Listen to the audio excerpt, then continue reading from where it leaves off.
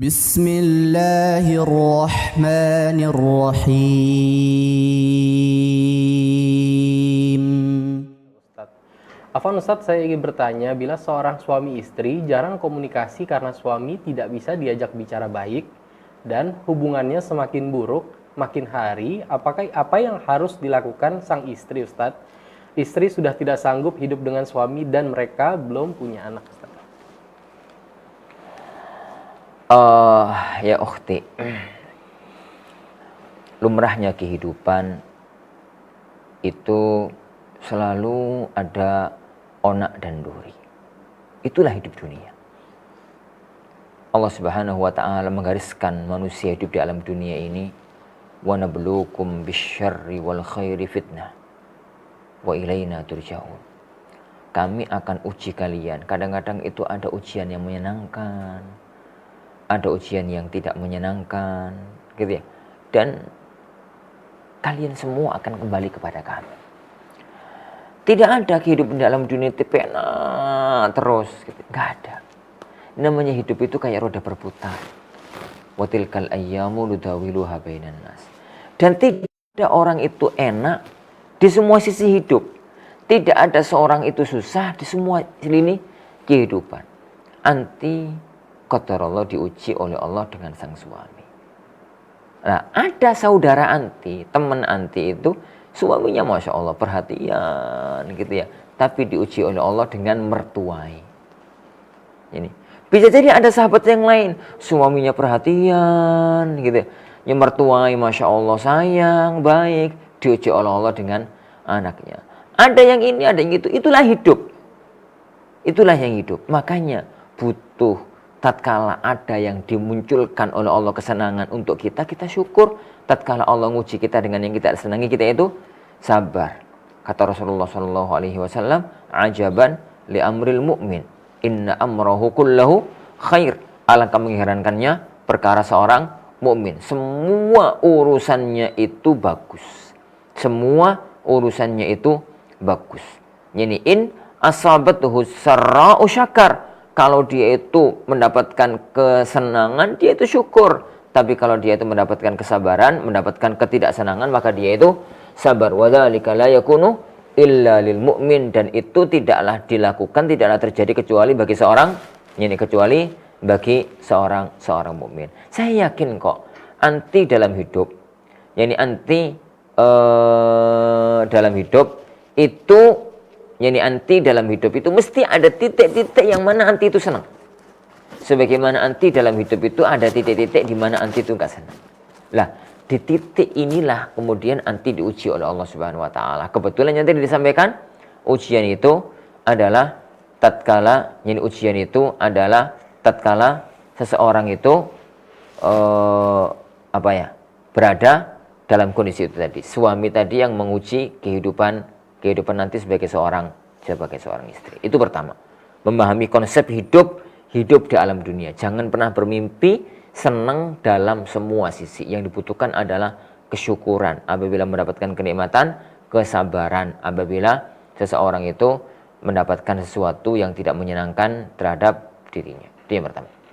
Yang kedua, adapun berkaitan dengan kondisi yang semacam tadi.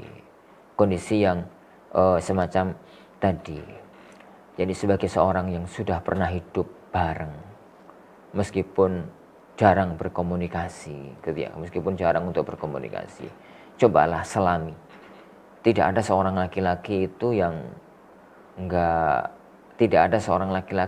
punya titik kebaikan. Di mana bisa jadi dia itu memang orang yang kaku dalam komunikasi. Nggak bisa dalam komunikasi.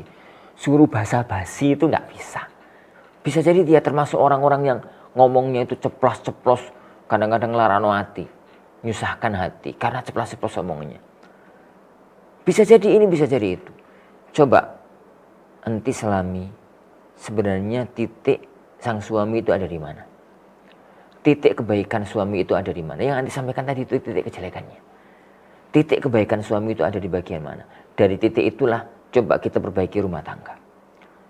Kenapa kok kesana itu kalau dapat keluhan selalu bahasanya semacam ini?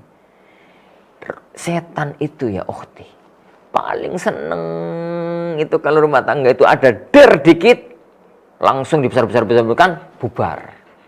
Nah, kalau semacam itu tidak. Ingat, cerai itu sesuatu yang paling dibenci oleh syariat. Dan tidak dilakukan, tidak diperbolehkan kecuali dalam kondisi yang amat sangat darurat. Apalagi kalau sampai nuntut cerai. Kata Rasulullah SAW, ayyuma imra'atin yani talabat min zawjiha talaq, sa'alat min zawjiha talaq, wanita manapun yang minta cerai sama suaminya min ghairi ma ba'sin, tanpa ada sebab syar'i yang mapan, yang kuat, fa haramun 'alaiha raihatul jannah. Haram baginya untuk minta mencium bau surga. Cobalah kita berusaha untuk membenahi titik mana sebenarnya, dari titik mana anti itu bisa masuk ke relung hati sang suami. Bisa jadi bukan dari arah komunikasi. Bisa jadi dari arah perhatian. Bisa jadi bukan dari arah ini.